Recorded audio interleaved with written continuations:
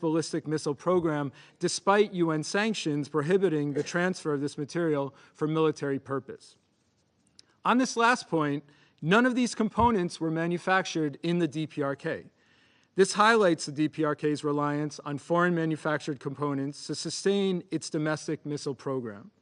While formal tracing with industry is ongoing, in one case, CAR has identified a company incorporated in an East Asian country as the last known custodian of microprocessors documented by CAR in 3 separate DPRK missiles this year.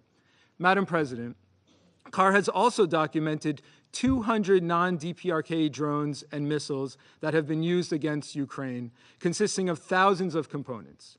Of these components, again, the vast majority bear the brands of companies based in Europe, Japan, or the United States. Through CAR's collaborative approach with industry, we have ascertained that these components found in remnants of weapon systems used against Ukraine derive from supplies by third-party distributors, mostly based in East Asia. Although the semiconductor industry is complex and layered in nature, CAR's boots-on-the-ground approach, characterized by field documentation, collaborative tracing with industry, triangulation, and targeted trade mapping allows for the effective identification of entities of concern, including repeat cases of acquisition. This information is crucial to member states and industry. The proliferation and use of DPRK missiles leads to further erosion of global non-proliferation regimes. Specifically, any exports of ballistic missiles from the DPRK carried out following the introduction of UN embargoes on the country in 2006 represent violations of the sanctions regime. Security Council resolutions also forbid the DPRK from developing its ballistic missile program, meaning that individuals and entities involved in the facilitation and transfer of key components and materials may also have committed sanctions violations. Despite nearly 2 decades of sanctions on the DPRK, it has demonstrated this year its ability to produce and supply ballistic missiles for use against Ukraine within just a matter of months. CAR's global field investigation teams will continue to document weapon systems used in the conflict in Ukraine and will endeavor to highlight any developments as they occur, including the continued use of weapons manufactured by the DPRK. Madam President, ladies and gentlemen, I thank you for your time. I thank Mr. Leff for his statement. I now give the floor to those council members who wish to make statements.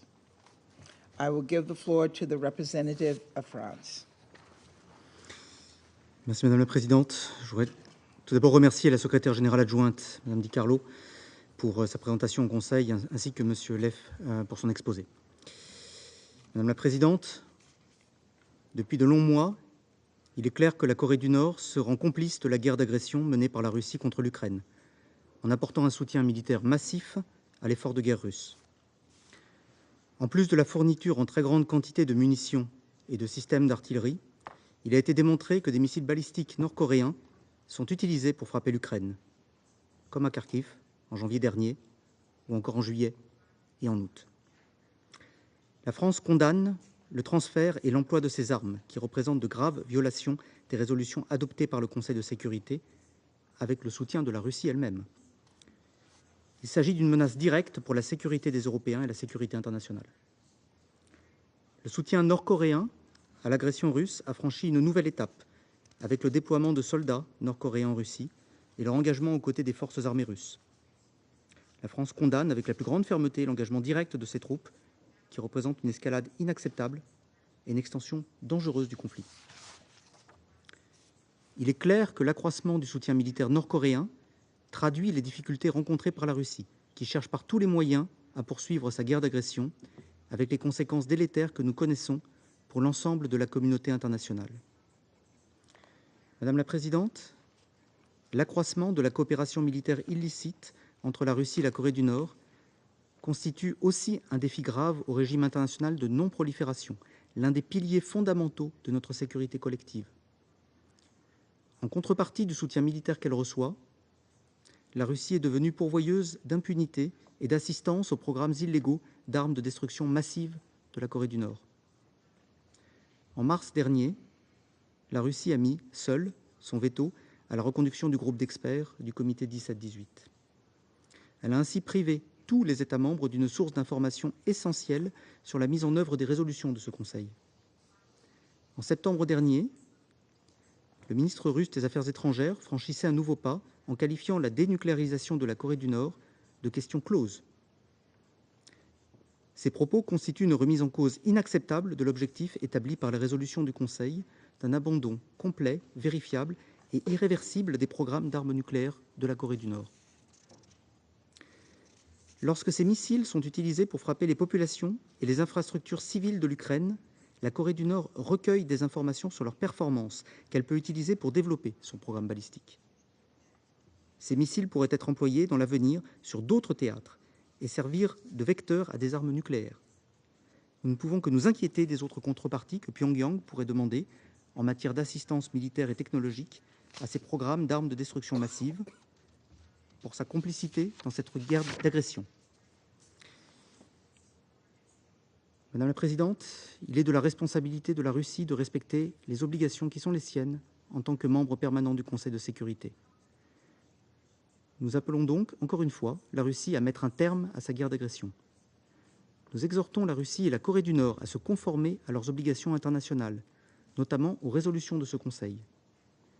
Nous enjoignons la Corée du Nord à renouer avec le dialogue en vue d'une dénucléarisation complète, irréversible et vérifiable.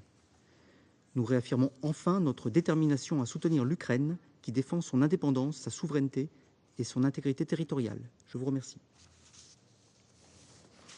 I thank the representative of France for their statement, and I now give the floor to the representative of Japan. Thank you, Madam President. I thank you for convening this critical meeting requested by 7 Council members, including Japan.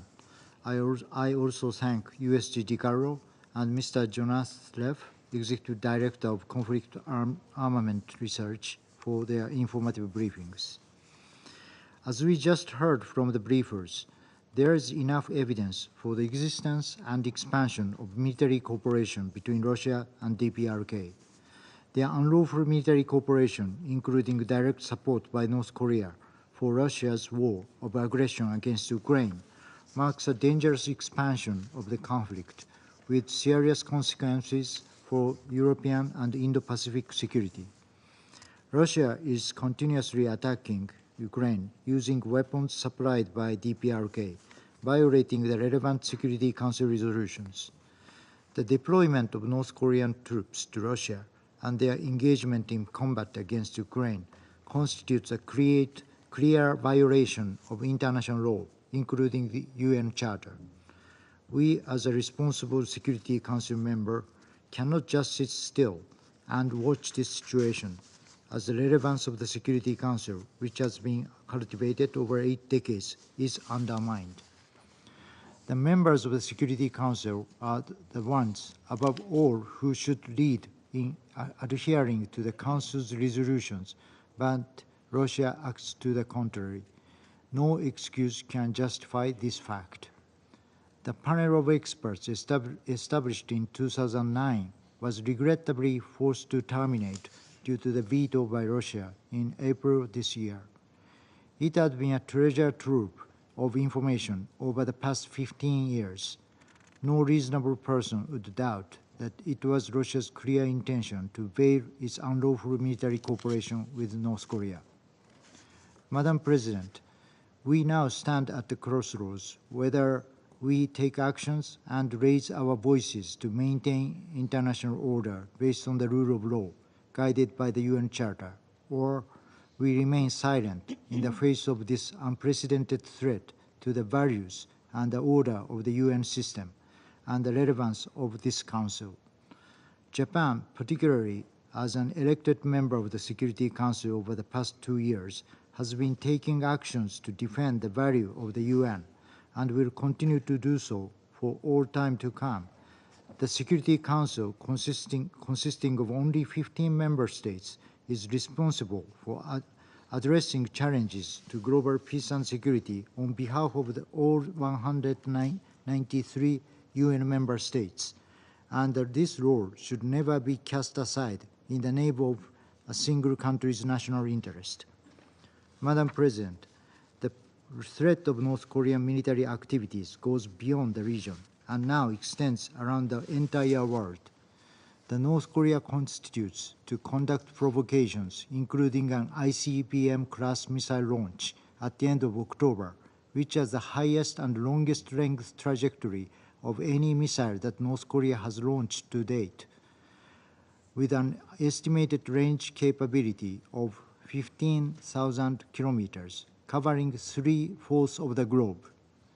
Not to mention that recent nuclear developments, including the release of images of a uranium enrichment facility for the first time in September, are also of grave concern. These reckless nuclear and ballistic missile developments by DPRK jeopardize the global non-proliferation regimes. In this connection, there is a big question about what North Korea has gained or will gain in return for its military support for Russia's aggression against Ukraine. Any support or benefit to North Korea related to its nuclear and ballistic missile development is a menace to the global non-proliferation regime. Madam President, I would like to conclude my remarks by recalling that the advancement of DPRK's nuclear and missile activities is an imminent threat to the entire globe, and call on all UN member states to uphold the non-proliferation regime, the very foundation of peace and security of the international community. Today's agenda, non-proliferation/DPRK, clearly describes the reason why we are here to discuss at this critical moment. Japan is committed to addressing this global challenge, not just as a member of the Security Council, but also as a responsible adherent to the United Nations anchored by the UN Charter. I thank you, Madam President. I thank the representative of Japan for their statement. I now give the floor to the representative of Malta. Thank you, President. And I also thank USG De Carlo and Mr. Leff for their comprehensive yet worrying briefings. We joined the call for this meeting because we are deeply concerned about DPRK's growing military cooperation with the Russian Federation, including in support of its aggression against Ukraine. As we have stated multiple times, the transfer of arms as well as ammunition and related materials to and from the DPRK is a flagrant violation of multiple Security Council resolutions, as well as the 1718 sanctions regime. Over the past 2 years, the DPRK has continued to advance its unlawful WMDs program, including through a record number of ballistic missile launches. Throughout this period, the DPRK has enjoyed external support for its ever-evolving architecture of sanctions evasion, and this Council has not been able to speak with one voice to condemn it. Multiple reports show that the DPRK transferred ballistic missiles and ammunition to the Russian Federation in support of its war in Ukraine. We strongly condemn such actions. These actions are blatant violation of the sanctions regime, gravely undermine the UN Charter, and contribute to furthering the suffering of the Ukrainian people. We also reiterate our disappointment for the termination of the 1718 panel of experts. The panel's reports represented a crucial source of information on the sanctions implementation. Its absence greatly facilitates violations, with the results we are witnessing today. Equally concerning is that the regime continues to prioritize its unlawful WMDs program and its military engagements over the needs of its people. Despite an estimated over 40% of the population in need of direct assistance, the regime continues to deny access to the UN and international humanitarian actors.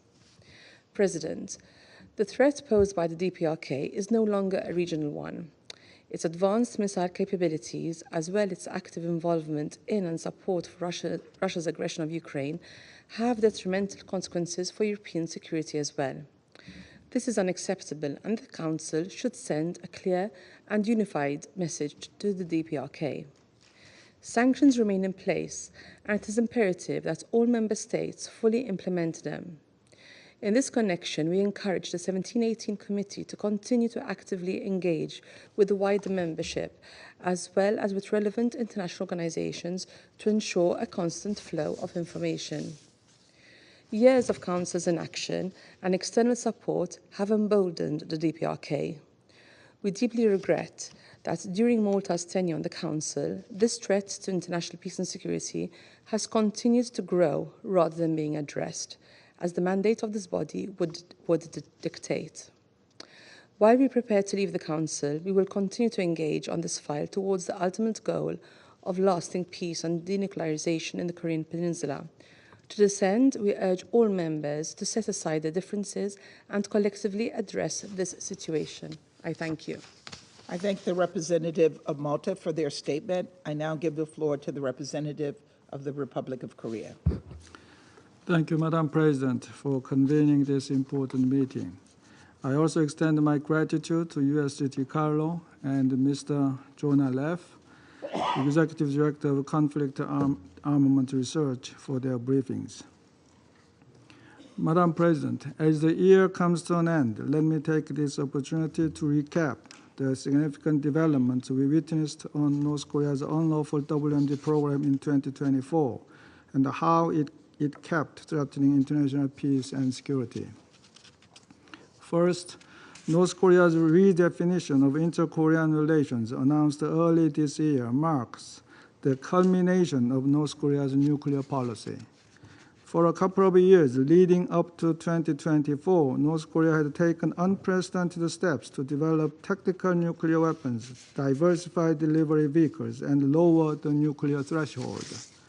Besides launching ICBMs such as Hwasong-19 late last October, Pyongyang test-fired various types of short-range ballistic and cruise missiles capable of carrying tactical nuclear warheads.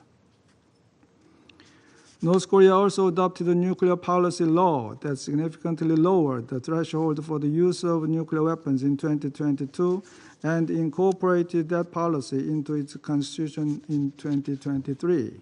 And then came the final piece of the puzzle when Kim Jong-un announced at the beginning of this year a policy shift on inter-Korean relations. By scrapping the 7-decade-long policy of unification and redefining the Republic of Korea as a foreign hostile state, the North Korean leader eliminated the final psychological hurdle in order to justify a preemptive nuclear strike on the ROK.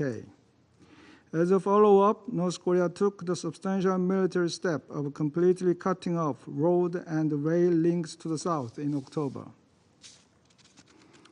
Second, this year saw a marked and qualitative shift in the state of military cooperation between North Korea and Russia. Besides providing a huge amount of ammunition, ballistic missiles, and artillery to Russia in violation of relevant Security Council resolutions, North Korea dispatched more than 11,000 troops, thus joining as a belligerent party in Russia's illegal war against Ukraine. North Korean soldiers are already engaged in combat operations, with some being reportedly killed in action on the battlefield. This illegal military cooperation goes far beyond anything we could have imagined.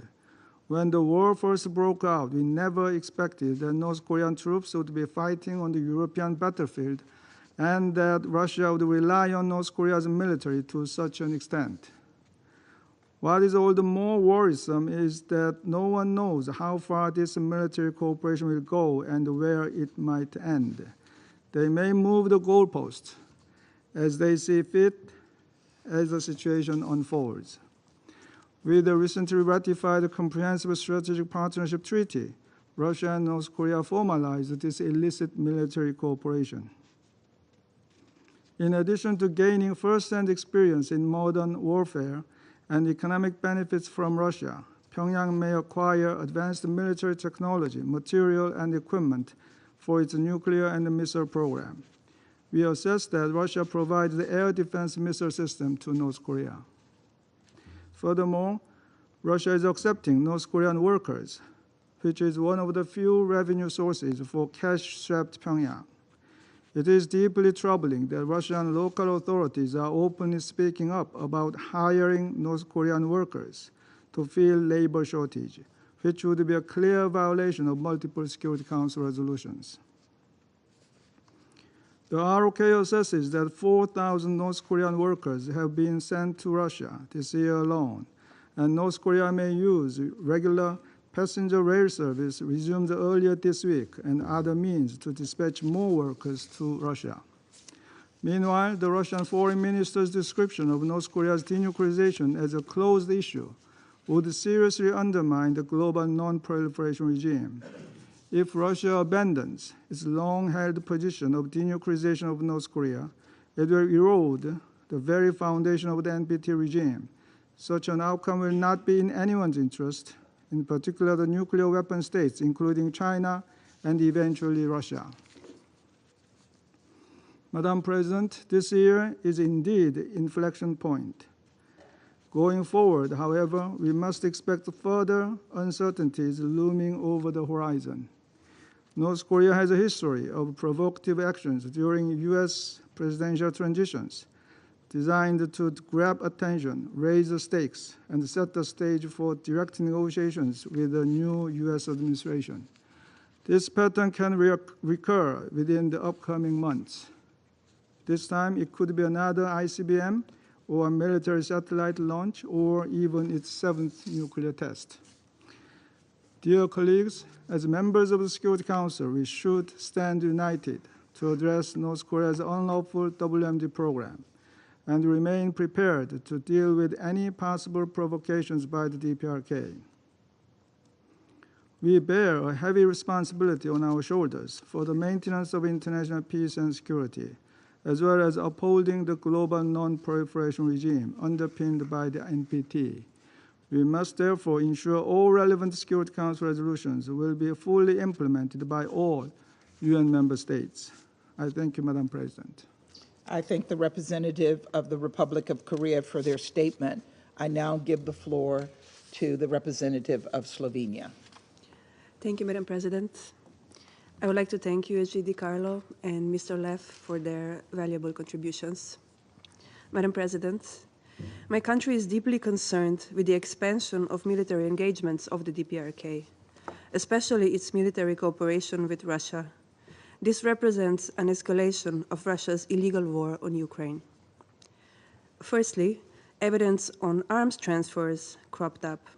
Millions of artillery shells and numerous missiles were reportedly transferred to Russia for use in its war against Ukraine. Secondly, evidence emerged of DPRK troops' presence in Europe. And what is more, the latest reports indicate that they are now actively involved in this war. These developments represent blatant violations of UN Security Council resolutions and heavily imply that Russia is willing to undermine the Council and the UN to achieve short-term military advantages. At the same time, the North Korean leadership is immensely profiting from this rekindling of cooperation.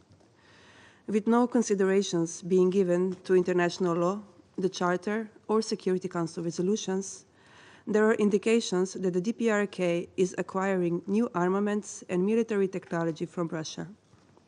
In addition to this, comes a deeply troubling statement by Foreign Minister Lavrov, who publicly said that Russia viewed the notion of denuclearizing North Korea as a closed matter. Slovenia is deeply concerned that as a consequence of these developments, the DPRK leadership will be able to further sustain its illegal ballistic, nuclear, and other WMD programs to the detriment of its own civilian population. Madam President, the DPRK no longer represents only a regional challenge, but is destabilizing two parts of the world at the same time. It is high time for the DPRK to cease its provocative activities and return to dialogue and diplomacy. At the same time, Russia must discontinue its illegal support to DPRK. We need to employ all diplomatic means to bring the DPRK back to the negotiating table. There is no legitimate alternative to dialogue and diplomacy, and we will need a lot of both to comprehensively address the imperative of DPRK's denuclearization. I thank you, Madam President. I thank the representative of Slovenia for their statement. I now give the floor to the United Kingdom. Thank you, President. And thank you to USG and Mr. Leff for your briefing.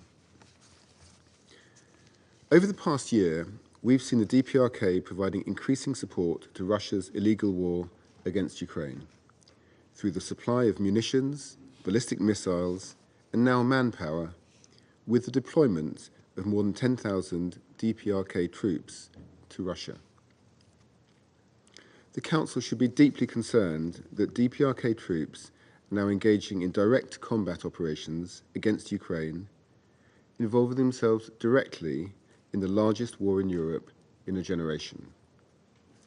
A war the General Assembly has repeatedly described as a violation of international law.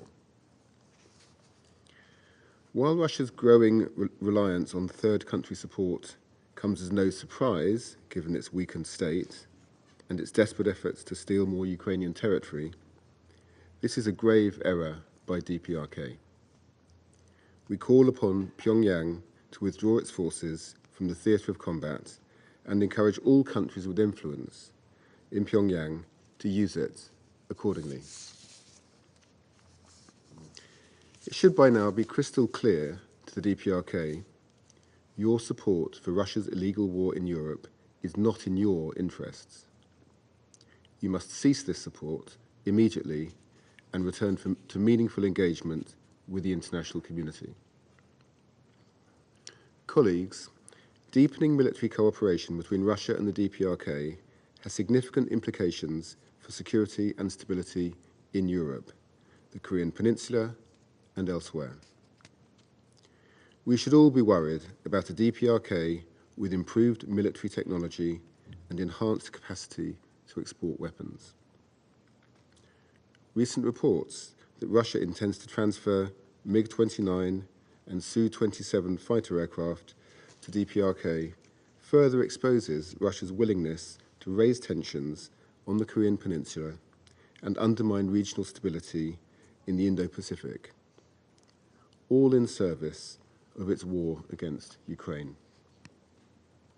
And Foreign Minister Lavrov's declaration that the notion of denuclearizing North Korea is a, quote, closed issue, unquote, is a reckless departure from the agreed principle of complete, verifiable, and irreversible disarmament, and undermines the non-proliferation treaty. We call on Russia, an NPT depository state, to align their words and actions with their stated commitment to global nuclear non-proliferation principles. We will continue to impose costs on Russia and DPRK for this dangerous expansion of the war. If Putin was truly interested in peace, he could end this war today by ceasing his deployment of DPRK troops on the front line and ending his country's aggression against Ukraine. I thank you. I thank the representative of the United Kingdom for their statement. I now give the floor to the representative of Guyana. Thank you, Madam President. I thank Undersecretary General DiCarlo and Mr. Leff for their briefings. I also acknowledge the presence of the representatives of the Democratic People's Republic of Korea, Ukraine, and the European Union in this meeting. Madam President, Guyana reiterates its condemnation of all ballistic missile launches in 2024 by the DPRK in violation of relevant Security Council resolutions.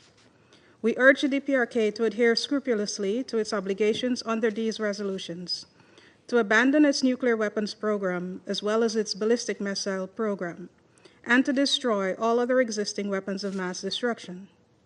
We also encourage all member states to comply with and implement the relevant Council resolutions related to the DPRK. In this regard, we stress that any military engagements with the DPRK should fully align with international law and with these resolutions. Madam President, the Security Council, through the 1718 Committee, maintains its mandate of overseeing the implementation of the measures outlined in Council resolutions related to the DPRK, despite the expiration of the mandate of the Committee's panel of experts. We recall that the fulfillment of the objectives of the Security Council resolutions is critical to reducing tensions on the Korean Peninsula through a peaceful and comprehensive solution. To this end, we will continue to support alternative options within the Council that seek to address the gaps in reporting and monitoring the sanctions related to the DPRK. We stress that a continuous flow of information on the implementation of the DPRK sanctions regime remains critical to the work of the committee in the execution of its mandate. Additionally, Guyana believes that dialogue and diplomacy remain critical to resolving the tensions on the peninsula. In this regard, we again urge resumption of dialogue among all concerned parties so that progress can be achieved in de-escalating the tensions. Madam President, in conclusion, Guyana reaffirms its commitment to the Council's efforts to bring about full compliance with its resolutions related to the DPRK, including through the 1718 Sanctions Committee. We also reaffirm our commitment to the advancement of the global non-proliferation and disarmament agenda and call on states that have not yet done so to ratify the Treaty on the Prohibition of Nuclear Weapons. We further reiterate our support for the denuclearization of the Korean Peninsula, which we believe is one of the key aspirations to achieving a world free of nuclear weapons and ensuring international peace and security. I thank you. I thank the representative of Guyana for their statement. I give the floor to the representative of China. 主席，当前全球安全形势持续恶化，地缘政治空前紧张，朝鲜半岛局势更趋敏感复杂，未来走向充满不稳定和不确定性。在此背景下，国际社会应当共同努力，推动半岛问题的政治解决进程。一是要重视维稳防乱，维护半岛和平稳定，防止半岛生战生乱，符合各方共同利益，顺应国际社会共同期待，是当前各方立场主张的最大公约数。当前形势下，各方都应保持冷静克制，避免采取任何可能激化矛盾、加剧紧张的言行，防止局势进一步恶化，甚至发生不测事态。二是要营造对话氛围。历史和实践反复证明，只要各方愿意开展对话，彼此相向而行，半岛局势就能出现缓和，半岛问题的政治解决就能取得进展。有关各方应采取理性务实态度，尽快恢复接触，建立互信，重启对话，共同努力打破当前僵局。个别国家应走出制裁施压的迷思，采取切实举措，真正释放善意，展现对话诚意。三是要寻求治本之策。半岛问题作为冷战残余，根源在于长期未能实现停核机制转换，各方尤其是美朝之间的信任赤字严重。要从根本上解决半岛问题，实现地区的持久和平稳定，必须标本兼治，综合施策，必须秉持共同安全理念，重视地区国家的合理安全关切，推动实现从停战机制到和平机制的转变。中方为此提出的双轨并进思路和分阶段同步走原则，是推动政治解决进程、实现半岛长治久安的有效出路。四是要摒弃冷战思维。朝鲜战争已经结束70多年，但半岛上空的冷战阴云始终未曾消散，甚至在不断加剧。个别国家执迷于冷战思维和零和博弈，不断操弄半岛局势，借机加速推进印太战略，强化地区军事同盟，特别是在半岛及周边地区加大军事力量投放和战略资产部署，严重损害包括中国在内的地区国家的安全利益。有关国家应停止借半岛问题推进地缘战略、挑动阵营对抗的错误做法，否则半岛问题的政治解决就难以顺利推进。主席，中方注意到，刚才一些成员在发言中谈到当前欧洲安全与朝鲜半岛局势的关系。需要强调的是，乌克兰问题同朝鲜半岛问题的经纬、性质完全不同，将两者挂钩只会使两个问题都更加复杂难解。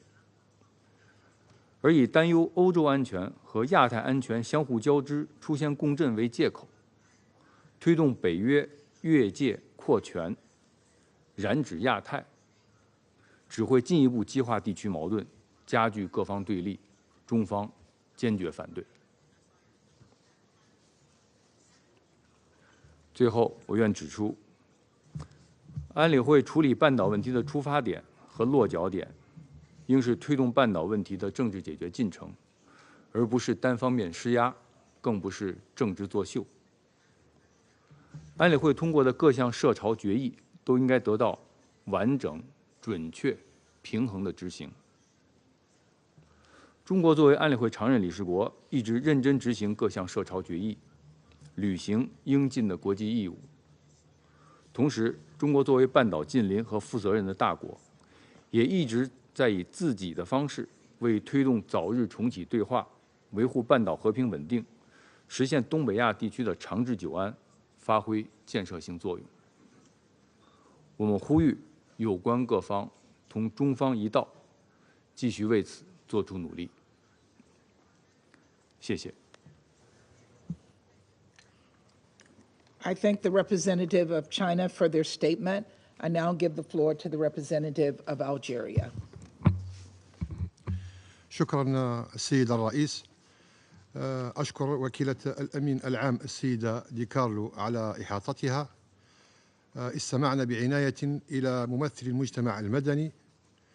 بداية تؤكد الجزائر من جديد التزامها بمبادئ نزع السلاح النووي وعدم الانتشار وبتنفيذ قرارات مجلس الأمن، ونعتقد أن لجنة القرار 17/18 لا تزال المحفل الأكثر ملائمة وصلة لمناقشة المسائل المتعلقة بتنفيذ نظام الجزاءات المفروض على جمهورية كوريا الشعبية الديمقراطية. إن ولاية اللجنة وخبرتها التقنية تجعلها أكثر ملائمة للتعامل مع هذه القضايا بطريقة متوازنة وموضوعية. نؤكد على أهمية الحفاظ على قدرة اللجنة على أداء وظائفها التقنية بفعالية، وفي هذا السياق نقدر جهود اللجنة المستمرة في معالجة الاستثناءات الإنسانية وتيسير تقديم المساعدة الأساسية للسكان المدنيين. وفيما يتعلق بمختلف الشواغل المعبر عنها، ترى الجزائر أنه ينبغي معالجة هذه المسائل من خلال القنوات التقنية القائمة في إطار لجنة القرار 17/18، حيث يضمن هذا النهج التقييم السليم للمعلومات مع تجنب أي تسييس غير مبرر. وإذ تواصل الجزائر الدعوة إلى نهج دبلوماسي أكثر شمولا يعالج الأسباب الكامنة وراء التوترات في شبه الجزيرة الكورية، فإنها ترى أن الجزاءات وإن كانت جزءا من أدوات المجلس ينبغي تنفيذها جنبا إلى جنب مع مبادرات دبلوماسية هادفة تهدف إلى بناء الثقة وتعزيز الحوار. وفي هذا الصدد نؤيد وضع خارطة طريق تدريجية يمكن أن تشمل تدابير متبادلة لتشجيع خطوات ملموسة نحو نزع السلاح النووي، فقد أظهرت التجارب أنه من غير المرجح أن يؤدي نهج الكل أو لا شيء إلى نتائج مستدامة.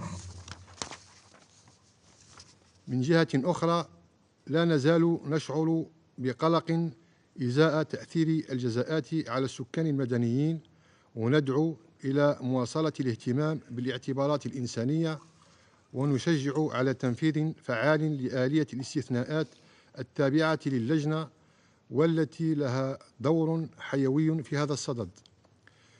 وتطلعا إلى المستقبل، ومن أجل تحقيق سلام مستدام في شبه الجزيرة الكورية، تدعو الجزائر جميع الأطراف إلى المشاركة البناءة في إطار قرارات مجلس الأمن ذات الصلة، ونود التأكيد على أهمية التدابير التالية: الالتزام بالتقييم التقني لتنفيذ الجزاءات، تعزيز الدعم الإنساني للسكان المدنيين، تدابير تدريجية لبناء الثقة، والمشاركة الدبلوماسية المستدامة التي تعالج الشواغل الأمنية لجميع الأطراف.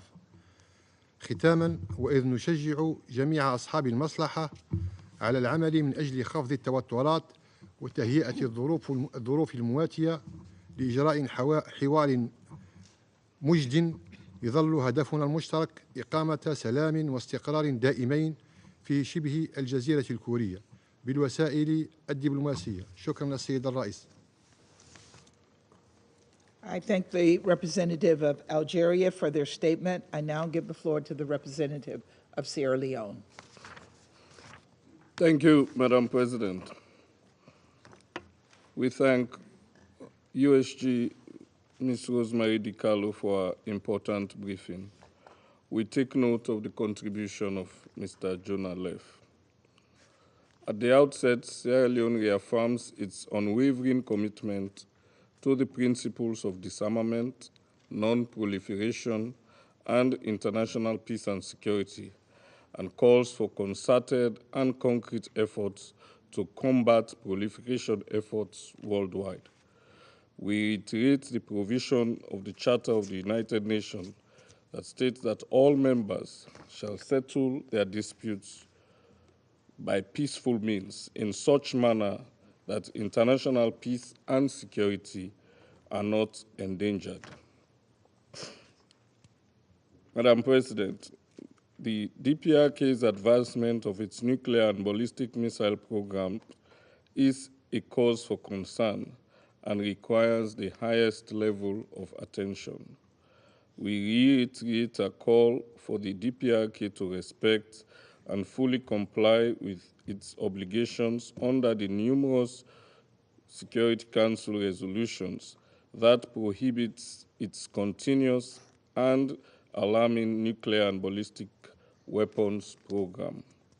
In this regard, it is crucial for the Security Council to strengthen and increase its efforts to address the growing concern of nuclear expansion in the DPRK, which further heightens tensions in the peninsula and undermines ongoing efforts for a sustainable and long-lasting solution to this very serious issue in the region. We also reiterate our call for the strong support and implementation by member states of the United Nations Security Council resolutions that outlines the sanction obligations to deter further escalation and advancement of the DPRK's nuclear weapons program. Such efforts will give credence to the Council's authority and to global non-proliferation action. Madam President, the DPRK's humanitarian crisis and economic constraint is highly complex and intricate. It is therefore important that due focus is extended to addressing the underlying humanitarian and human rights issues in the country. In this connection, we call for increased diplomatic efforts to denuclearize the Korean Peninsula and urge the DPRK to return to negotiations to end its nuclear programs in an unconditional and irreversible manner. Sierra Leone also calls on the DPRK to engage bilaterally and multilaterally to unequivocally commit to transparent, complete, verifiable, irreversible, and non-discriminatory nuclear disarmament. Additionally, we reiterate our call for the CTBT's entry into force, noting its valuable contribution to halting further modernization and increase in vertical and horizontal proliferation of nuclear weapons, thereby advancing the goal of nuclear disarmament.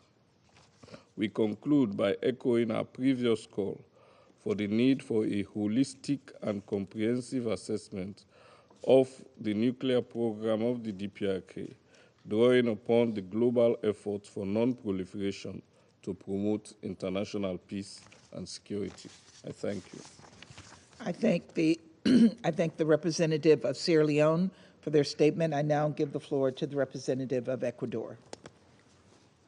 Gracias, señora presidenta. Mi delegación agradece la exposición informativa de la Secretaria General Adjunta, Rosemary de Carlo. He escuchado con atención la presentación realizada por el representante de la sociedad civil.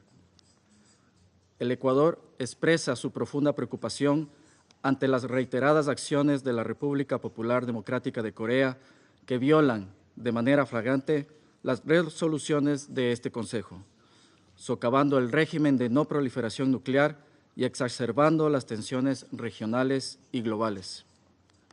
La constante realización de pruebas balísticas, así como el desarrollo de armamento nuclear, constituyen amenazas directas a la estabilidad internacional y a la arquitectura global de no proliferación. A esto se suman los recientes informes sobre el envío de armamento, municiones y la movilización de tropas norcoreanas hacia líneas del frente ruso en Ucrania, que son acciones alarmantes y peligrosas. Señora Presidenta, la falta de consistencia y ausencia de un mensaje unificado del Consejo de Seguridad ante el comportamiento desafiante de la República Popular Democrática de Corea afecta la credibilidad de este órgano. El silencio del Consejo envía una señal equivocada a Pyongyang.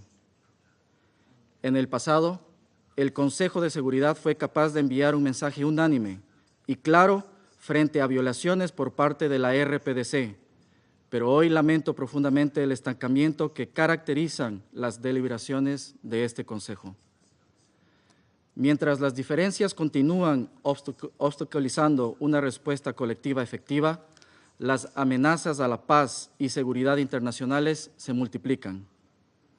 La amplia membresía de las Naciones Unidas exige a este Consejo un mensaje de respeto y cumplimiento al derecho internacional, la Carta de las Naciones Unidas y las resoluciones del Consejo de Seguridad.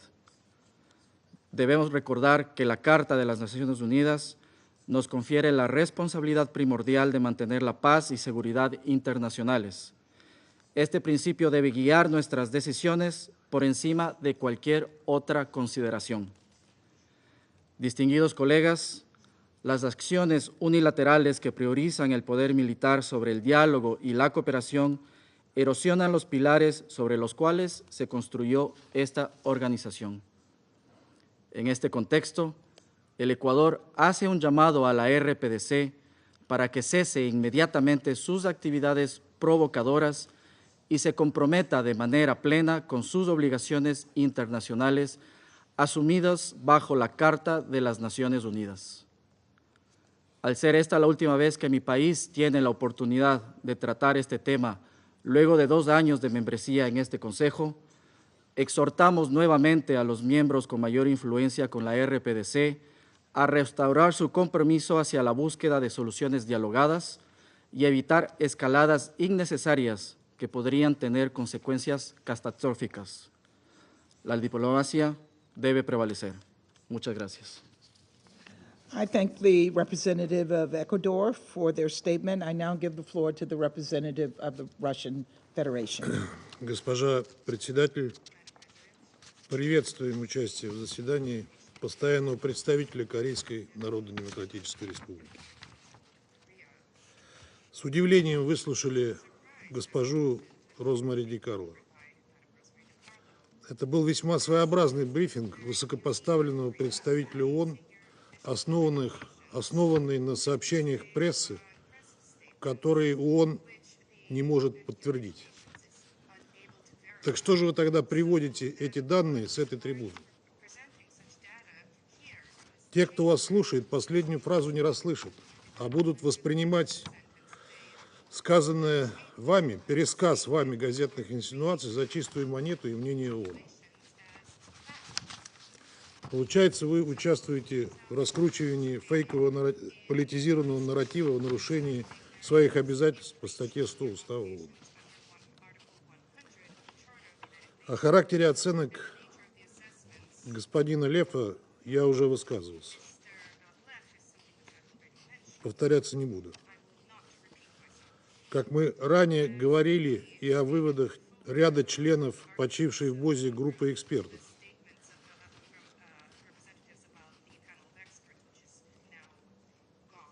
посетивших Киев, ни один из которых не был экспертом в области баллистики. За последние годы Совет провел немало заседаний по инициативе Соединенных Штатов по ситуации на Корейском полуострове под лицемерными предлогами. Они методично созывались всякий раз, когда КНДР принимала посильные меры по укреплению собственной национальной безопасности в ответ на военные провокации Вашингтона, Сеула и Токио. Главной задачей в таких заседаниях было две.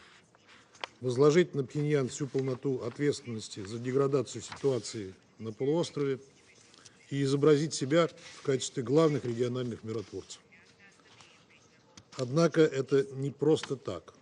Все как раз наоборот. Это совсем не так. Ситуация намеренно выворачивается наизнанку, как будто это не Соединенные Штаты и их союзники наращивают на всех скоростях свое военное присутствие в Азиатско-Тихоокеанском регионе, планомерно разрушающие там перспективы построения внеблоковой архитектуры коллективной безопасности. Как будто в последние месяцы не противниками Пхеньяна проводились масштабные военные учения под названиями Freedom Shield, Freedom Flag, Freedom Edge с совместным ядерным планированием. О какой свободе вообще идет речь? Эти провокационные акции сопровождаются скоплением у границ КНДР сотен единиц авиатехники, сухопутных сил, морской пехоты и спецназа. Стоит напомнить, что в рамках этих маневров последовательно отрабатываются сценарии гипотетического вооруженного конфликта с применением ядерного оружия и физического устранения северокорейского руководства. Указанная линия, как известно, производится в нарушении резолюций Совета Безопасности ООН по корейскому урегулированию, предписывающих решать проблему полуострова исключительно мирными, дипломатическими и политическими средствами, а также путем диалога. Это записано именно в тех резолюциях, на которые вы постоянно ссылаетесь. В том, что касается сотрудничества России с Пхеньяном, то неоднократно озвучивали нашу позицию. КНДР – наш близкий сосед и партнер, с которым мы развиваем отношения во всех областях. Это наше суверенное право. Российское взаимодействие с КНДР и в военной, и в других сферах соответствует международному праву и не нарушает его. Оно не направлено против третьих стран и не представляет никакой угрозы для государств региона или международного сообщества. И не сомневайтесь, мы продолжим развивать это сотрудничество. 12 ноября был ратифицирован договор между Российской Федерацией и КНДР о всеобъемлющем стратегическом партнерстве. В документе заложены базовые принципы дальнейшего развития российско-корейских связей, нацеленных на углубление партнерства и стратегической кооперации по широкому спектру приоритетных для двух государств направлений, построение справедливой международной системы. Он носит неконфронтационный, оборонительный характер и нацелен на поддержание стабильности в регионе Северо-Восточной Азии. Вы же сами всегда говорили, что по вашим правилам НАТО – оборонительный союз. Почему же вы так нервничаете сейчас, если речь идет о совместной обороне? В ответ на тезисы представителя Республики Корея хотели бы отметить следующее. Прежде чем рассуждать о последствиях действий Пхеньяна, вам следовало бы сначала разобраться с тем, что происходит в вашей стране, и не только с внутриполитической точки зрения. По утечкам тех же СМИ в течение последних месяцев Сеул сознательно старался спровоцировать резкий всплеск напряженности на полуострове. В этих целях осуществлялась отправка в направлении КНДР беспилотников, чтобы вызвать ответную жесткую реакцию Пхеньяна. Имеется информация, что бывшим министром обороны Республики Корея планировалась акция по обстрелу мест запуска с территории севера воздушных шаров с мусором. Если это так, то голословные утверждения Сеула о якобы угрожающем характере взаимодействия России и КНДР выглядят несостоятельно и лицемерно. Госпожа председатель, до сегодняшнего дня алармистские созывы Совета Безопасности казались рутинной обработкой политического заказа, которая, по всей видимости, была призвана произвести впечатление на внутреннюю аудиторию. Из разряда продемонстрировать, что после спровоцированной вами же эскалации вы, дескать, следите за событиями и задействуйте для этого Совет Безопасности. Характер и необычная лапидарность сегодняшних выступлений, запросивших нынешнее заседание, это только подтверждают.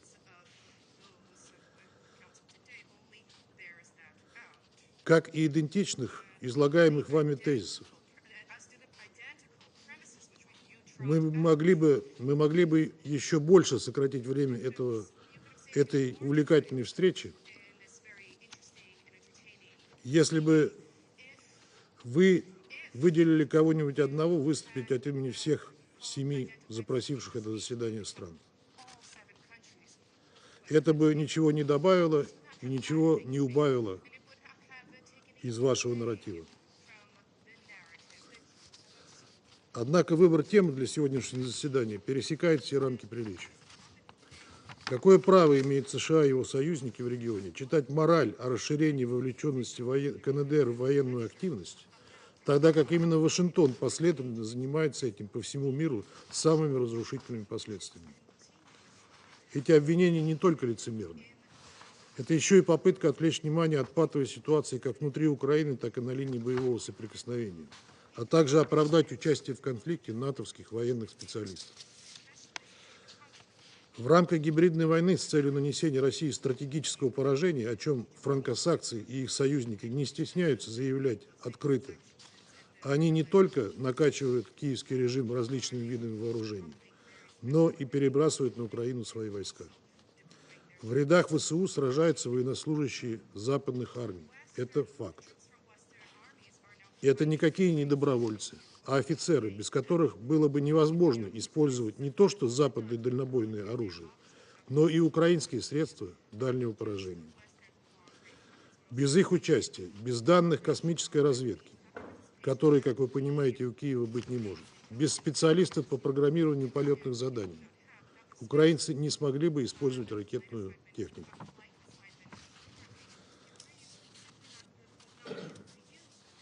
Именно при военной помощи Запада киевский режим смог реализовать Курскую авантюру в августе, неспровоцированно напав там на мирное, именно мирное население российских городов.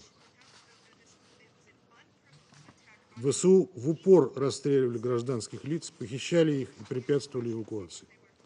Мы подробно об этом рассказывали в ходе неформальной встречи по формуле Ария в октябре, в том числе демонстрировали показания очевидцев, которые подтверждали, что в этой безрассудной вылазке были самым активным образом задействованы иностранные военнослужащие. Но об этом всем западные делегации в этом зале предпочитают не говорить, отмахиваясь лицемерными фразами о праве Украины на самооборону и готовности оказывать поддержку Киеву, сколько потребуется. Сегодня была упомянута здесь международная группа мониторинга санкций в отношении КНДР. Механизм, который преподносится в качестве замены группе санкционных экспертов Комитета Совета Безопасности 17-18, занимавшийся перепечаткой газетных материалов, как госпожа Ди Карло сегодня, и полностью дискредитировавший себя. Хотим подчеркнуть, что данный инструмент, созданный в обход Совета Безопасности, не имеет легитимного международного мандата. Его создание прямо противоречит Уставу ООН, как инициатива, подрывающая исключительные прерогативы Совета Безопасности в вопросах наблюдения за осуществлением своих санкционных мер. Поэтому любые продукты, выработанные в данном формате, не будут иметь никакой легитимности. и, в чем мы не сомневаемся, будут являться подтасовкой и дезинформацией. Коллеги, возвращаясь к ситуации на Корейском полуострове, хотели бы вновь констатировать, Совету Безопасности следует кардинально пересмотреть подходы, чтобы вывести ситуацию из опасного тупика, а не усугублять ее еще больше. Мы не раз говорили, с каких направлений можно было бы начать движение к нормализации. Но для этого в западных столицах должны коренным образом перенастроить свое мышление, которое живет в парадигме холодной войны. Чем раньше Вашингтон и его подельники откажутся мыслить в этом застарелом формате, тем скорее Совет будет способен благотворно повлиять на развитие ситуации в регионе. Благодарю вас. I thank the representative of the Russian Federation for their statement, and I now give the floor to the representative of Switzerland. Madame la Présidente, nous remercions la secrétaire générale adjointe Rosemary DiCarlo et M. Jonah Leff de Conflict Armament Research pour leurs exposés. Nous saluons la participation des représentants de l'Ukraine, de la République populaire démocratique de Corée et de l'Union européenne à nos délibérations.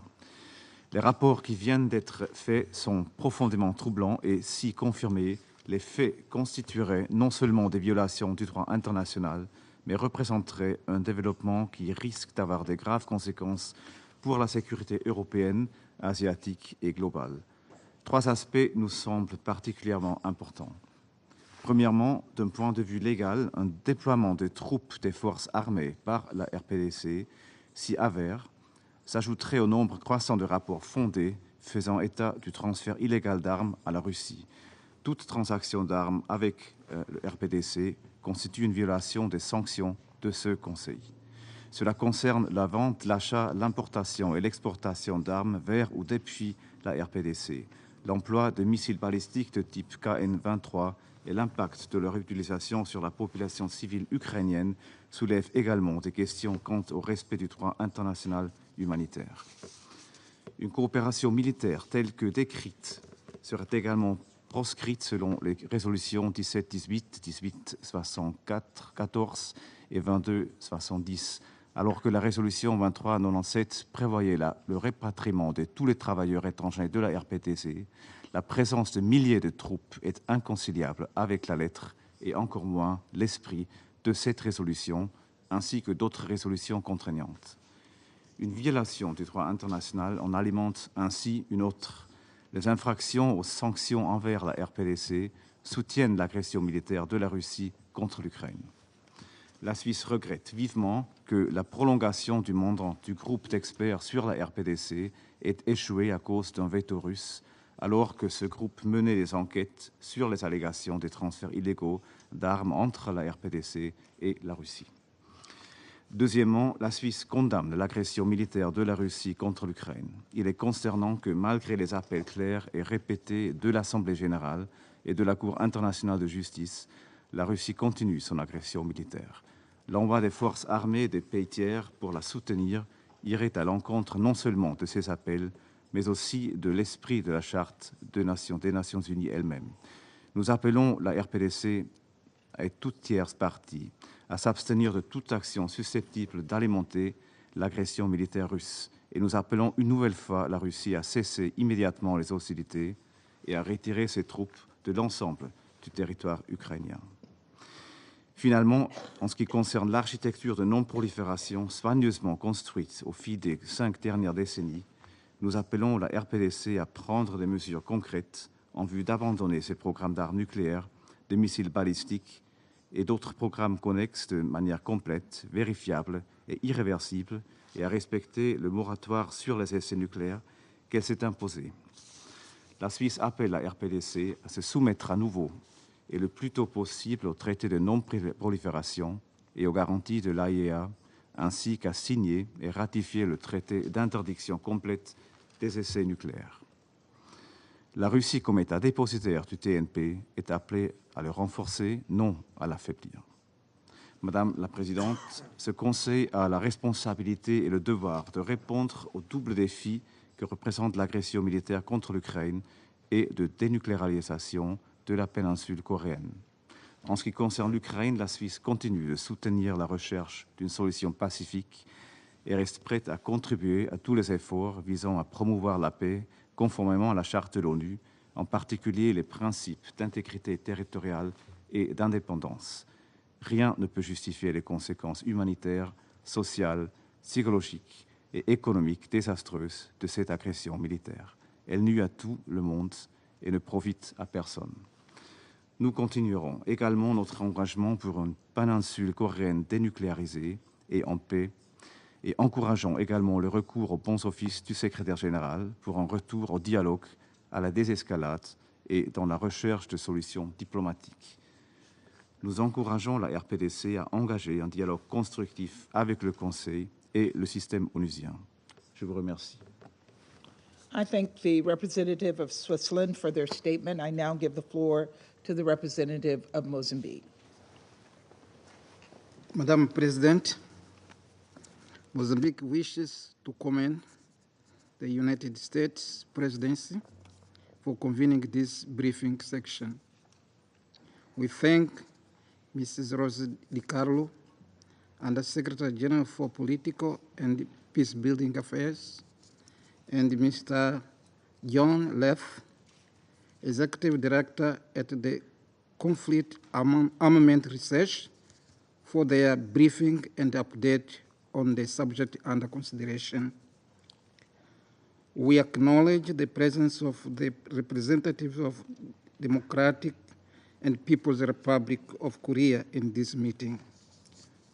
We also acknowledge the participation of representatives of Ukraine and the representatives of delegations of the European Union. Madam President, we have several times expressed in this chamber our deep concern about the persistence of weaponization of the world, which undermines the global nuclear disarmament and non-proliferation. The situation on the Korean Peninsula is sensitive for its potential for further escalating of tensions over the region. The risks associated with this situation are particularly related to the proliferations of weapons that can fall into terrorist groups or unauthorized institutions or entities, endangering the international peace and security. It is in this context that we continue advocating for exercise of moderation, restraint, and avoiding unilateral actions or inflammatory languages. The international community has a crucial role to play in promoting dialogue conducive to lasting peace and stability on the Korean Peninsula. Our collective responsibility is utmost important since it may contribute to prevent and eradicate the threat posed by nuclear weapons. We call upon all importing and producing states to comply with their international obligations through effective dialogue and cooperation to ensure sustainable peace and stability in the region and in the world at large. Madam President, peace and security anywhere will only be possible through enforcement of international measures and instruments. The Outer Space Treaty, the Comprehensive Nuclear Test Ban Treaty, the Nuclear Non-Proliferation Treaty, and other relevant UN resolutions play a critical role in this regard. This is the best time for all of us to converge around the Secretary General's appeal and the agenda for disarmament. To conclude, Madam President, a world with less nuclear proliferation will always be a world with more peace and security. Otherwise, as long as the current trend of the competition and the nuclear rise prevails, world peace and stability will be under permanent threat. I thank you, Madam President. I thank the representative of Mozambique for their statement. I shall now make a statement in my capacity as representative of the United States. Thank you, Undersecretary General DiCarlo and Mr. Leff, for your briefings. In vetoing the mandate renewal of the 1718 Committee panel of experts, Russia sought to prevent crucial objective investigations into DPRK's violation of Security Council resolutions. To shield the world from the truth about the DPRK's dangerous actions and Russia's complicity in them. The loss of this committee makes organizations like conflict armament research all the more critical, and the United States is grateful that its independent, well-regarded experts continue to provide clear and credible reporting on DPRK-related violations. These reports show why Russia was so desperate to overturn the mandate's renewal. Russia and the DPRK are engaging in unlawful arms transfers and training in brazen violation of numerous Council resolutions. Colleagues, resolutions 1718, 1874, and 2270 collectively prohibit UN member states from receiving any arms, related material, arms training, or assistance from the DPRK or providing them to the DPRK. These resolutions were adopted in response to North Korea's nuclear tests. They are evidence of our sacred obligations to uphold international peace and security. Russia knows this. Russia voted for each and every one of these resolutions, and yet Russia has violated them in both directions.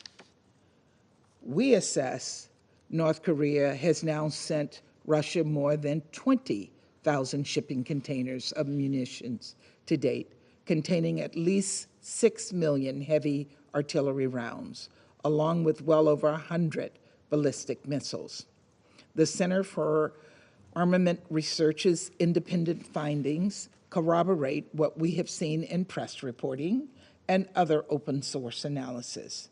These missiles have subsequently been launched into Ukraine, impacting near civilian infrastructure and populated areas such as Kyiv and Zaporizhia.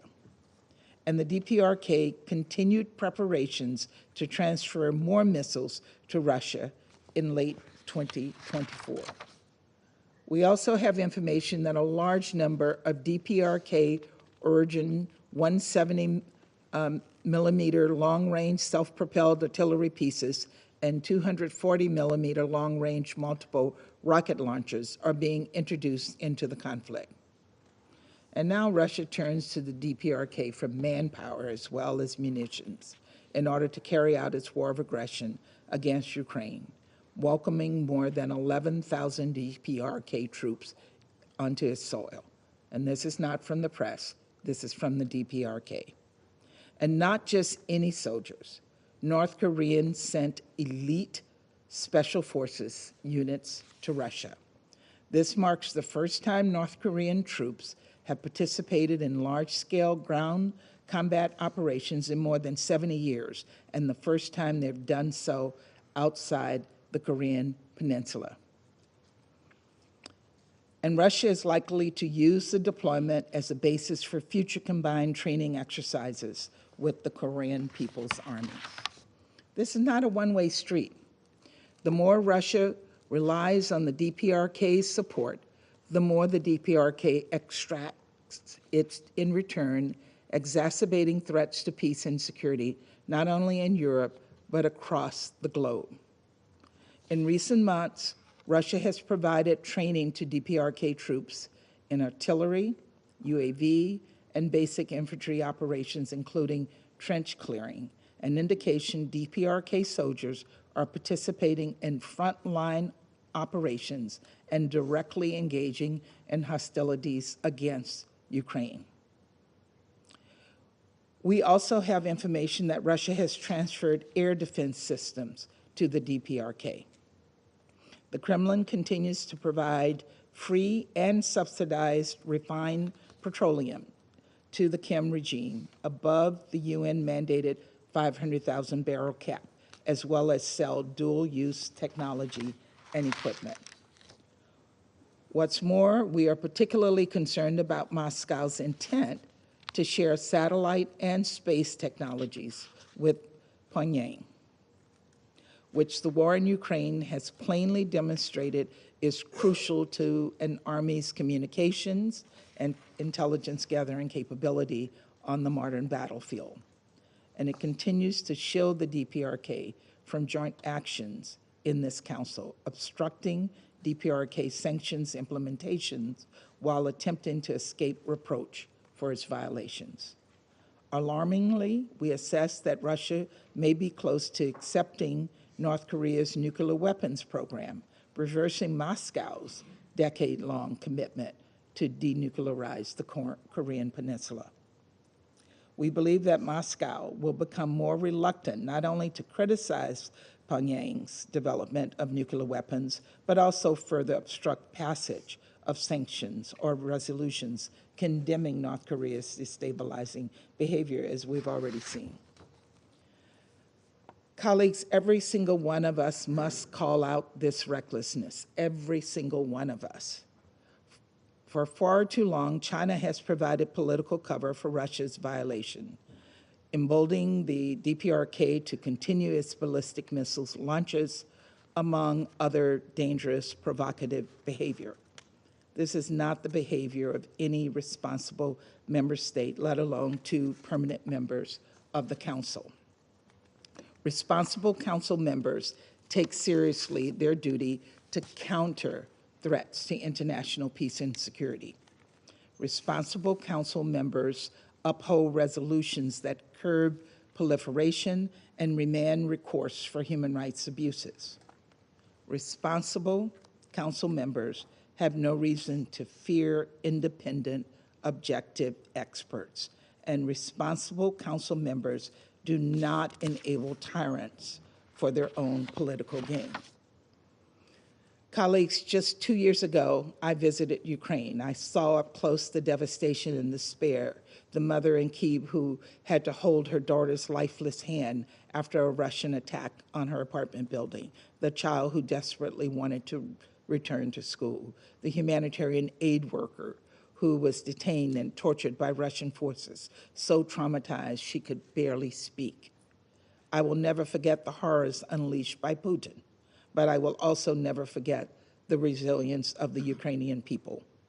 For years, they have defended their land, their freedom, their identity, and they have defended one another too, taking in neighbors who lost their homes, risking their lives to feed those in need, nursing orphans back to health, showing the world that community is a form of resistance.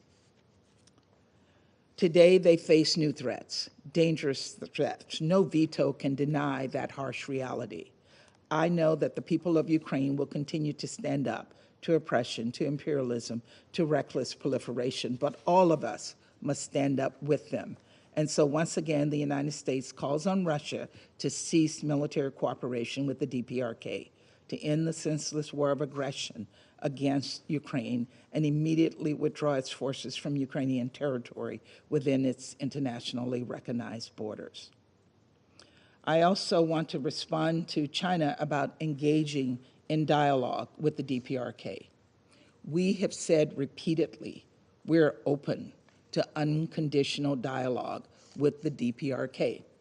Each time we've reached out, it has responded with a clenched fist.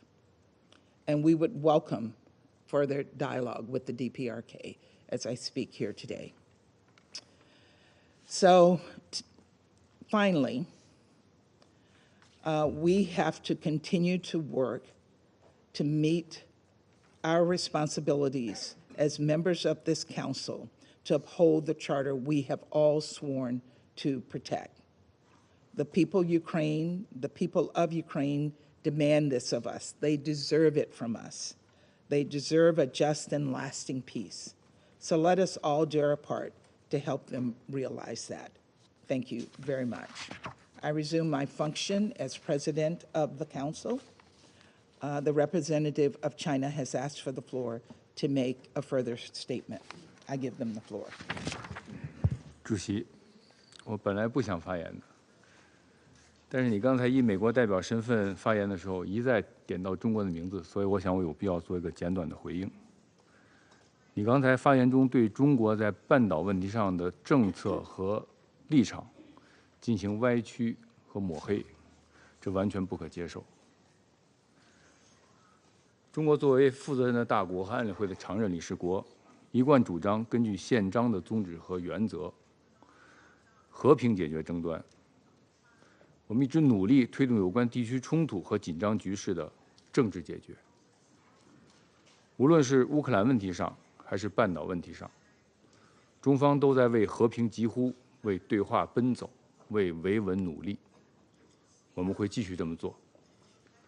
同时，我们也希望美方能够切实为推动这些问题的最终解决发挥积极的作用。谢谢。I shall now make a further statement in my capacity as the representative of the United States.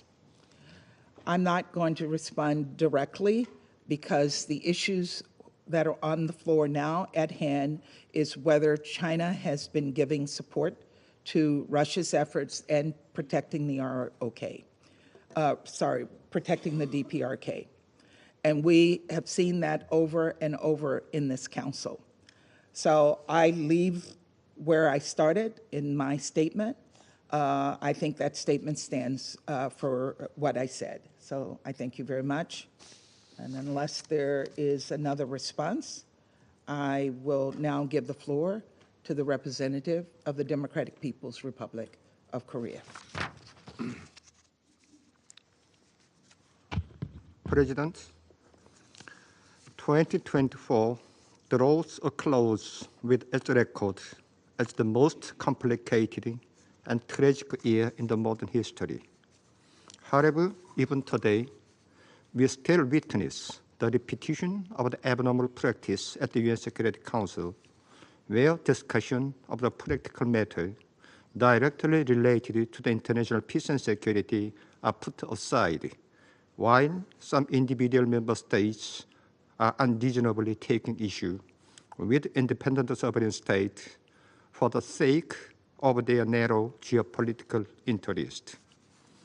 This meeting is yet another example showing that the UN Security Council is neglecting its important duty assigned by international community and abuse as an instrument of the United States for political pressure and platform of propaganda for spreading sinister public opinion. I strongly denounce the United States and its following forces for convening this unlawful meeting that turns black into white in pursuit of their selfish geopolitical interests without any regard for UN Charter and recognized international law. United States, its allies are none other than the main culprits who have incited confrontation and discord among nations and formation ceaseless massacre of the civilian with irresponsible and illegal military intervention all the year around across the planet. Since outbreak of the Ukrainian crisis, U.S. military aid to the Zelensky clique has far exceeded $60 billion. This fact alone is enough to know how much it has contributed to destruction of the peace and stability in the region and beyond. In particular, outgoing U.S. administration allowed Ukraine to strike Russia's interior with U.S.-supplied long-range weapons, and some other Western countries followed suit, thus driving the Ukrainian crisis to the more dangerous phase, giving rise to concern for outbreak of the new World War. It is also the United States and its allies who have caused the present total chaos and disorder, and the worst ever humanitarian disaster since World War II in the Middle East. The reckless military act of the United States that seriously undermine international peace and security are already overstepping and the limit on Korean Peninsula as well. The United States has deployed tens of thousands of troops and all kinds of high-tech military hardware on permanent standby for several decades on Korean Peninsula and staged aggressive, frantic war exercise annually, mobilizing its strategic nuclear assets. It has recently elevated its alliance with ROK to the nuke-based military bloc. Thus, outbreak of the nuclear war in Northeast Asia is no longer a possibility, but a matter of time. While indulging itself military intervention and the war threatened against sovereign states around the world, the United States has called for this meeting of the UN Security Council, talking about someone's alleged military engagement. And this is truly an example of the manifestation of the guilty party feeling shoot first. Whatever pro-US countries do, it is all legal and contribute to peace and security. But when anti-US sovereign states exercise legitimate right, it is all illegal and threaten peace and security. Such brigandage argument is totally unacceptable in any case, as a typical example of a double standard. When it comes to normal development of the cooperative relation between sovereign states that fully conform with the UN Charter and international law, it's not a kind of the matter that anyone can interfere in. The Korea-Russia relationship is based on the treaty on comprehensive strategic partnership between the DPRK and the Russian Federation that comes into effect in recent weeks. It promotes the welfare of the people of both countries and served as the security mechanism for easing tension in the region and guaranteeing a strategic stability of the world. It becomes a positive contribution to international peace and security and can by no means be subject of the criticism. DPRK will never tolerate the arbitrary and high-handed practice of the United States and its following forces in their attempt to impose hegemonic unipolar system of domination. It will fulfill its responsibility to defend a genuine international justice and to safeguard global peace and security. I thank you. I thank the representative of the Democratic Republic of Korea for their statement.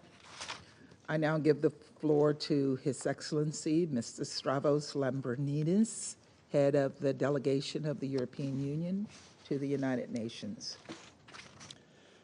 Thank you, Madam President. I have the honor to speak on behalf of the European Union and its member states, the candidate countries North Macedonia, Montenegro, Albania, Ukraine, the Republic of Moldova, Bosnia and Herzegovina, and the EFTA country Iceland, member of the European Economic Area, as well as San Marino, align themselves with this statement. I would like to thank USG Rosemary DiCarlo and Mr. Jonah Leff for their briefings. President, I will focus my intervention around two main themes that are linked in an ever more dangerous way today. First, the Democratic People's Republic of Korea's continued violation of its non-proliferation obligations. And second, the increasing military cooperation between the DPRK and Russia, which constitutes a dangerous escalation and expansion of Russia's war of aggression against Ukraine, with serious and direct security implications not just for Europe, but globally. On non-proliferation, the nuclear and missile programs of the DPRK pose an immediate security threat to all countries and to the international disarmament and non-proliferation architecture as a whole. The DPRK must comply immediately with its obligations under UNSC resolutions by abandoning all its nuclear weapons, other weapons of mass destruction, ballistic missile programs, and existing nuclear programs in a complete, verifiable, and irreversible manner, and cease all related activities. Virtually everyone in this room has said this today. Virtually everyone. All UN member states, especially members of the UN Security Council, must ensure the full implementation of UN sanctions. We stress that those sanctions remain fully in place despite the Russian veto that derailed the 1718 Committee's panel of experts from continuing its work. We also reiterate a call for the complete denuclearization of the Korean Peninsula and urge the DPRK to take concrete steps towards this goal and to return to diplomacy. The DPRK will never be accepted as a nuclear weapon state. The DPRK must return to compliance with the Nuclear Non-Proliferation Treaty, and furthermore, we urge the DPRK to sign and ratify the Comprehensive Test Ban Treaty without any preconditions or further delay. Madam President, turning to the issue of the expansion of military cooperation between DPRK and Russia, including direct engagement in combat against Ukrainian armed forces, let me stress again the EU's unequivocal and strong condemnation of such a significant escalation in Russia's illegal war of aggression against Ukraine. The presence of thousands of DPRK troops cooperating with the Russian military constitutes a serious breach of international law, including the most fundamental principles of the UN Charter, and a flagrant violation of multiple Security Council resolutions.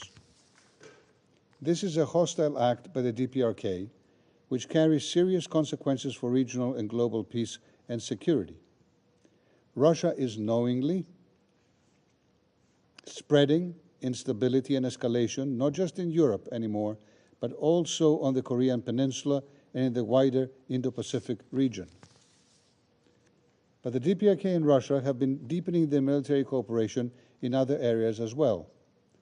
There is clear evidence that the DPRK has been providing arms to Russia, including artillery shells and ballistic missiles, which Russia has used against Ukraine. Any arms exports or imports involving the DPRK are in violation of multiple Security Council resolutions. Russia itself, a permanent member of this Council, is directly accountable for these violations.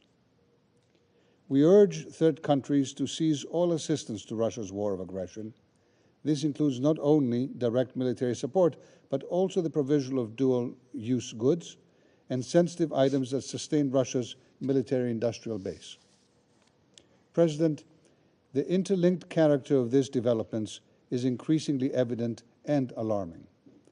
The European Union is particularly concerned about the potential for any transfer of advanced military capabilities or technologies by Russia to the DPRK, including nuclear or ballistic missile-related technology, in violation of relevant Security Council resolutions. In light of this, Russia's apparent shift of position on the denuclearization of the DPRK is highly suspect, dangerous, and unacceptable. Russia abandons key obligations from the Non-Proliferation Treaty, including to prevent nuclear proliferation, and violates multiple Security Council resolutions adopted by Russia's support, lest we forget. What is at stake is potentially monumental in terms of its proportions and its consequences for global, international peace and security. This Council needs to intervene before it is too late. Thank you, Madam President. I thank His Excellency, Mr. Lambrinides, for his statement, and I now give the floor to the representative of Ukraine. Well, thank you, Madam President. I thank Under-Secretary General Rosemary DiCarlo and Director Leff for their briefings. The direct involvement of DPRK troops in Russia's war of aggression against Ukraine is now a matter of fact. Starting at least from December 14th, numerous evidence, including video footage captured by Ukrainian drones, confirm the participation of North Korean soldiers in assaults on Ukrainian positions. The Russian forces have integrated these DPRK units into joint formations, employing them in operations against Ukrainian forces in the Kursk region. As seen in the video footage, North Korean troops utilize specific tactics. They primarily advance in large numbers on foot across open terrain and in extended chains. This approach bears a striking resemblance of infantry tactics employed during World War II, but is highly unusual for the Russian-Ukrainian war. Another notable feature is their lack of awareness regarding such modern weaponry as UAVs. Available video evidence reveals that North Korean soldiers seem unprepared to react to enemy drones and lack even the basic understanding of measures to counter drone-related threats. They have already suffered noticeable losses. As of 14th of December, the estimated losses of units composed of Russian and North Korean personnel amount to about 200 servicemen.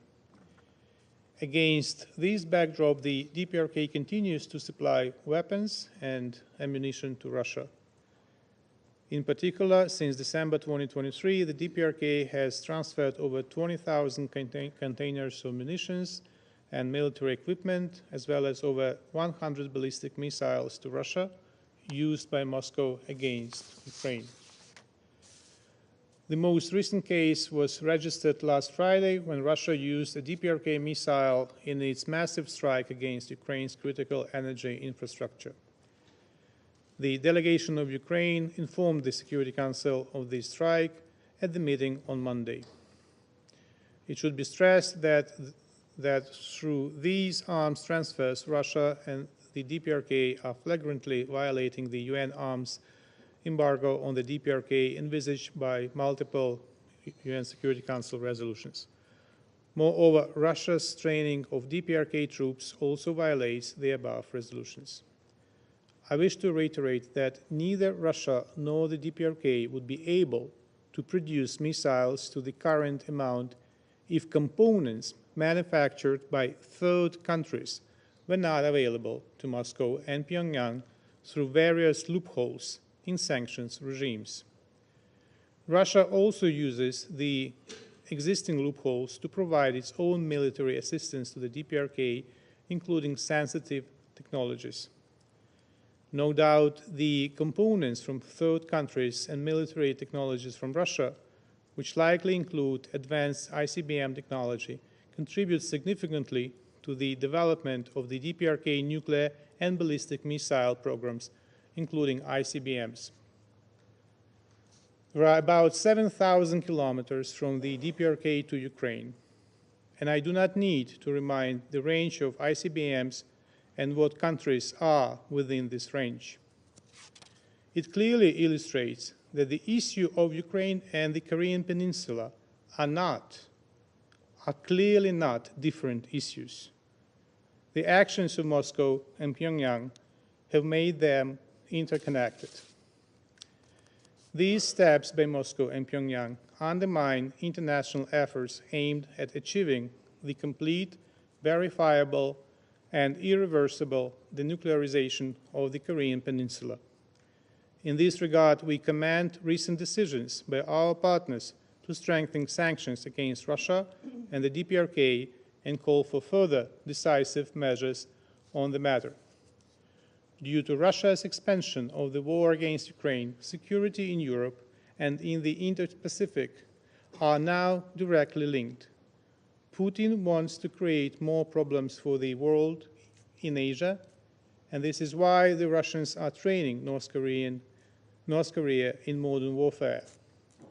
The actual involvement of North Korea in hostilities should be met with tangible pressure on both Moscow and Pyongyang for the sake of compliance with the UN Charter and punishment of escalation. Thank you. I thank the representative of Ukraine for their statement. There are no more names inscribed on the list of speakers. The meeting is adjourned.